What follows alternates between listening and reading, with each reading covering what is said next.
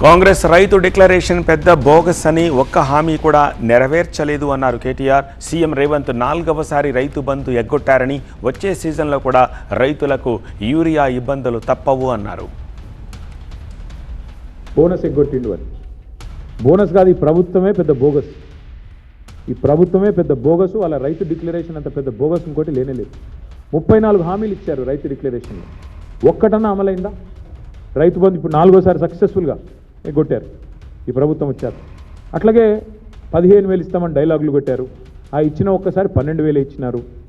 ఇక చెప్తూ పోతే చాలా ఉన్నాయి. విత్తనాలు దొరకవు, యూరియా దొరకదు, షాపులో లేదు కాబట్టి దాచిపెట్టేందుకు యాప్లో అని చెప్పి యాప్ డ్రామాలు, ఇవన్నీ రైతులు చూస్తున్నారు. ముఖ్యమంత్రి గారు మీ హుంకరింపులు, మీ అబద్ధాలు. ఇవాళ లారీలు లేవు, ట్రాన్స్పోర్ట్ చేసేటోడు లేడు, బస్తాలు దించేటోడు లేడు, హమాలి దిక్కులేడు. మీ ప్రభుత్వానికి ప్రణాళిక లేదు. పోనీ కేంద్ర ప్రభుత్వం ఏమన్నా వాళ్ళేమన్నా మంచి చేస్తున్నారంటే మన ప్రధానమంత్రి గారు వచ్చి మన రాష్ట్రానికి వచ్చి హైదరాబాద్లో మీటింగ్ పెట్టి సాగు కబురు చల్లగా చెప్పిపోయిండు. రైతులు యూరియా వాడుడు తక్కువ చేయాలి, బంగారం కొనుడు తక్కువ చేయాలి.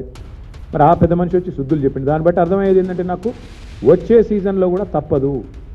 కాంగ్రెస్ అనే ఈ దరిద్రం ఈ రాష్ట్రంలో ఉన్నంతకాలం రైతులకు ఇక్కట్టు తప్పవు, మళ్ళీ యూరియా దొరకదు.